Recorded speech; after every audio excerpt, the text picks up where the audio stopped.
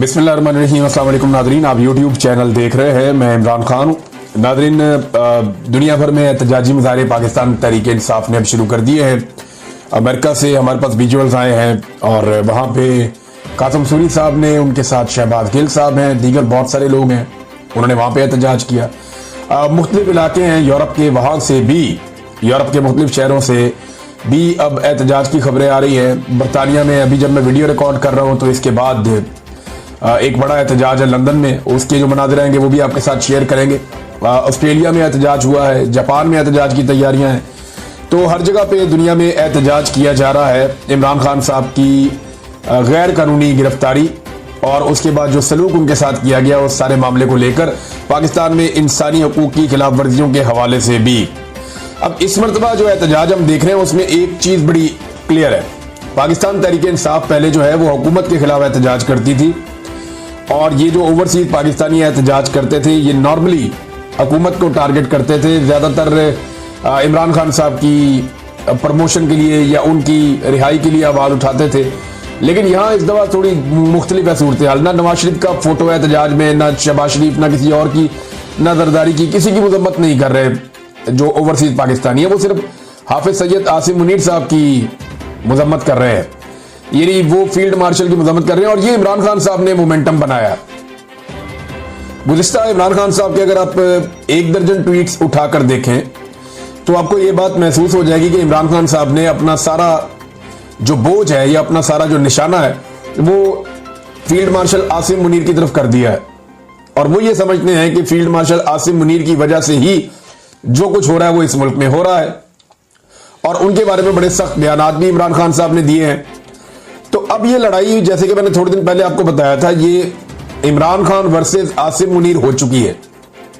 Overseas पाकिस्तानियों ने इस इशू को पिक कर लिया और इमरान खान साहब के पैगाम को समझा है और अब सारी की सारी फोटोज वो लेकर जाते हैं, या इमरान खान की या शहीद अरशद शरीफ की होती है कहीं पे, या पाकिस्तान तहरीक इंसाफ की एक छाप होती है, या हाफिज सैयद आसिम मुनीर साहब की फोटोज वो लगाते हैं और वो प्रोटेस्ट के लिए लगाते हैं कि इनकी वजह से ये सारा कुछ हो रहा है।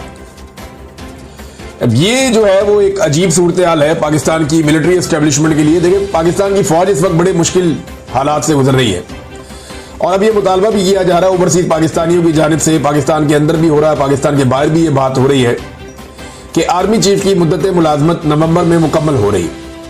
अब ये चंद माह रह गए हैं, अगर 3 माह 4 माह, तो ये मुद्दत मुलाजमत मुकम्मल करके नया आर्मी चीफ अपॉइंट किया जाए। ऐसा लगता है कि शायद ये मुतालबा आने वाले दिनों में जोर पकड़ेगा। वजह यह है कि फौज बहुत सारे मुश्किल मराहिल से गुजर रही है, मुल्क के अंदर बड़े खौफनाक किस्म के हालात पैदा हो चुके हैं। बलूचिस्तान की सूरत हाल आपके सामने है, इसी तरह जो सूरत हाल खैबर पख्तूनख्वा के कबायली इलाकों की है वो आपके सामने है। ऐसी सूरत हाल में फौज में एक ऐसा सिपह सलार होना चाहिए जो तमाम तबकात के लिए वो बिल्कुल न्यूट्रल हो या जो मुतनाज़ ना हो। लेकिन आसिम मुनीर साहब जो है वो पाकिस्तान की सबसे बड़ी पॉलिटिकल पार्टी की नज़र में मुतनाज़ दिखाई देते हैं। उनके एहतजाजों के अंदर, देखिए, पाकिस्तान के अंदर तो लोग नहीं कर पाते ना, जो उनकी फोटो उठाएगा या उनके खिलाफ एहतजाज करेगा वो चाचा साजिद जैसा उसके साथ हाल हो जाएगा। उसने खड़े होकर बारिश में तंग आकर एक जुमला बोला था, उसको उठाकर ले गया, उसके साथ क्या किया गया। अहमद फरहाद साहब के साथ क्या किया गया। बाकी जो लोग पाकिस्तान में आवाज़ उठाते हैं उन्हें गायब किया जाता है, उन्हें तकलीफ दी जाती है।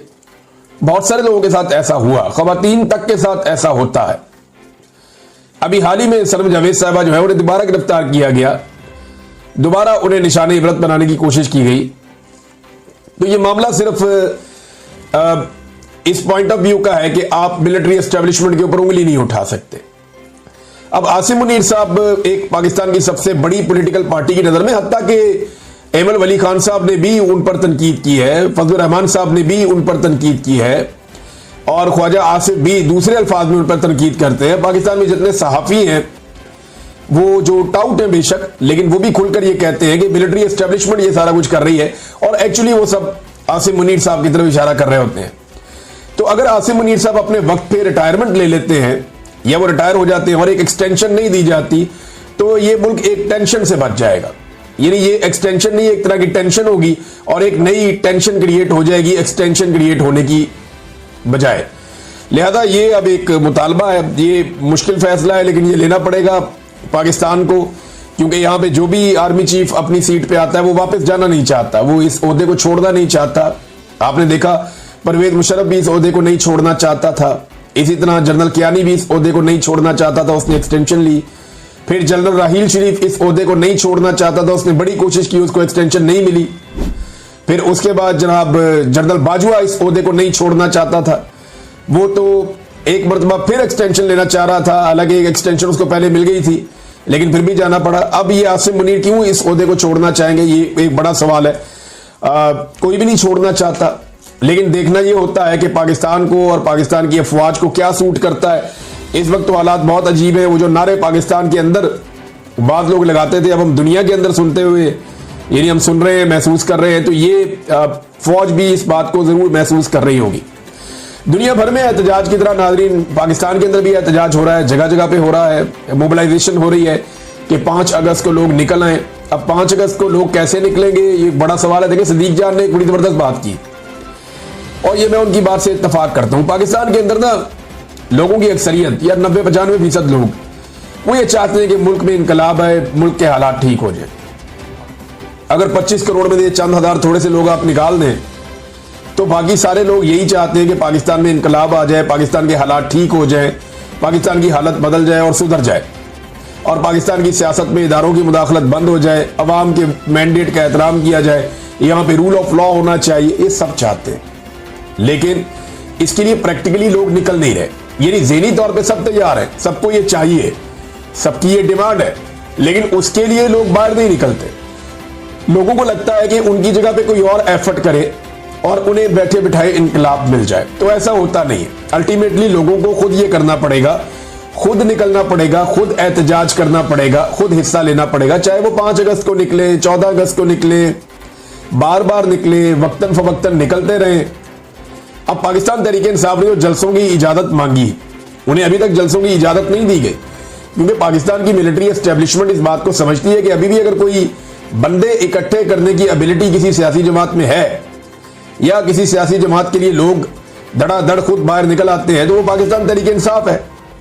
जरा सा मार्जिन आप देंगे और अमनो अमान कायम करेंगे और तहरीक इंसाफ के साथ जुल्म और बर्बरियत बंद करेंगे, तो ये पूरे पाकिस्तान में निकलेंगे। ये मिलिटेंट्स तो है नहीं, ये आम पॉलिटिकल लोग हैं। अब नाजरीन ने जो सरदार अब्दुल कयूम नियाज़ी साहब हैं आज़ाद कश्मीर से, पाकिस्तान तहरीक इंसाफ के रहनुमा, उनके छापे वापे मारे जा रहे थे, पूरी कोशिश की जा रही थी उनको गिरफ्तार किया जाए और उनको रोका जाए, क्योंकि उन्होंने वहां पे सफीर कश्मीर इमरान खान को रिहा करो के नाम से एक रैली निकालने का ऐलान किया था, लेकिन वो गिरफ्तार नहीं हुए और उसके बाद उन्होंने बड़ी तगड़ी रैली भी निकाली है, लोग बहुत बड़ी तादाद में उसके अंदर शामिल हुए, तो उन्होंने वो विजुअल शेयर भी किए हैं।